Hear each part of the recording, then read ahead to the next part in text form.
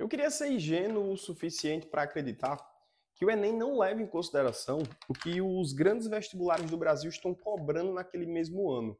E eu queria ser ingênuo também o suficiente para acreditar que as pessoas que selecionam aquela prova, não as pessoas que criam as questões, mas as pessoas que formatam a prova, escolhem ali as 45 questões ou falam se aquela questão vai ser aceita ou não para ser aplicada naquele exame.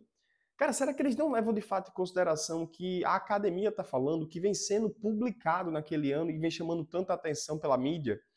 Será que de fato os elaboradores da prova não olham para o que a FUVEST está cobrando, para o que a Unicamp acabou de postar, para o que a UNB trouxe nas suas provas discursivas? Cara, eu queria ser ingênuo o suficiente para acreditar que o Enem de fato é uma prova isenta e não é levado em consideração o que está sendo discutido, né, na academia, porque assim, o que aconteceu no Enem 2024 reforça muito essa ideia de que o Enem está sim olhando para os outros vestibulares, que o Enem está sim olhando para o que a comunidade científica está produzindo, está divulgando. Porque vamos lá, no Enem 2024 caiu uma questão que foi bem emblemática, tá? Que foi a questão do efeito Doppler. E essa questão, por coincidência, ela havia sido cobrada em diversos outros vestibulares naquele mesmo ano. Então, assim, falar que o Enem não olha para aqueles vestibulares e no final do ano ter uma questão sobre aquele mesmo assunto que foi deveras batido ali pelos outros vestibulares é um pouco de, sei lá, coincidência demais. Mas não só isso. No ano anterior, o Trend Topics dos artigos científicos, especialmente para a parte de física, eles estavam ali no top 3. Assuntos relacionados a fenômenos ondulatórios, assuntos relacionados à acústica, e o efeito que mais apareceu naquele ano ali foi justamente efeito Doppler.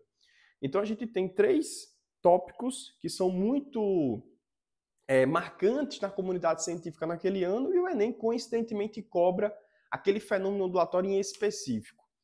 Então assim, será que a gente não deve olhar para outras provas e quando a gente está se preparando? A recomendação que eu dou é, cara, olha para o que a FUVEST postou. Olha para o que a Unicamp cobrou nesse último vestibular. Olha para a prova que a UNB acabou de fazer. Porque assim, fazer a prova do Enem olhando só para o Enem é muito estudar por estatística, entendeu? E a gente consegue notar que o Enem 2024 agora foi um Enem muito mais tradicional do que era se esperar do Enem. Porque assim, quando a gente fala do Enem tradicional, não me interprete mal, eu tô falando que o Enem está se parecendo, à medida que o tempo está passando, com vestibulares tradicionais. E não pelo formato da questão, tá? É pela proporção de questões daquela prova. Porque assim, a gente estava acostumado com uma prova que despencava questões de ondulatória, certo? E isso diminuiu um pouco nessa última prova do Enem 2024, né? A gente encontrou questões de várias áreas de forma bem mais balanceada. A gente tinha questões de mecânica, questões de eletricidade, questões de ondulatória, questões de termologia associada com termodinâmica. Então, a prova está mais balanceada. Ela perde um pouco o formato do Enem original, né? Que era uma coisa mais polarizada para alguns assuntos específicos. E ciência da natureza, a gente consegue ver muito essa mudança, né?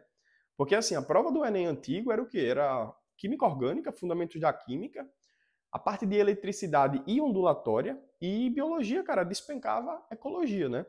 E com essa mudança que aconteceu agora no Enem 2024, a gente percebe sim o Enem está se tornando uma prova mais tradicional, uma prova que respeita um pouco mais o ano de estudo do participante, para que cobre de fato as coisas de forma mais uniforme, né? Como foi o que aconteceu na prova passada. Então, assim, cara, não fica focando só nas estatísticas do Enem, porque a estatística ela pode te cegar um pouco. Então, assim, se a gente for olhar para a estatística, o que cai no Enem é só 3 coisas, entendeu? Mas a evolução da prova deve ser respeitada também. Então, voltando para aquele ponto inicial que a gente começou essa discussão, será que faz sentido a gente olhar para os vestibulares tradicionais?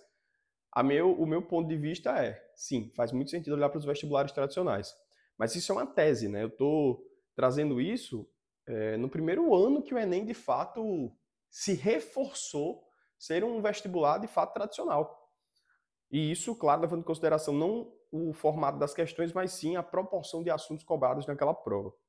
Então, cara, não perde tempo em só focar na prova do Enem, também dá uma olhada para as provas dos vestibulares paulistas, mas ponderando, claro, alguns conteúdos, né? Por exemplo, física moderna, a parte de polinômios, o estudo ali até a parte de matriz um pouco mais aprofundada, não cai na prova do Enem. Então, cuidado para quando você for olhar para as provas dos vestibulares tradicionais, encontrar alguns conteúdos que de fato não caem na prova do Enem. Mas o que eu quero que você dê uma olhada um pouco mais aprofundada seriam os repertórios, tá? Como aqueles conteúdos são abordados. Então, prova antiga faz toda a diferença, e não só a do Enem, beleza? É isso, é só questão de tempo.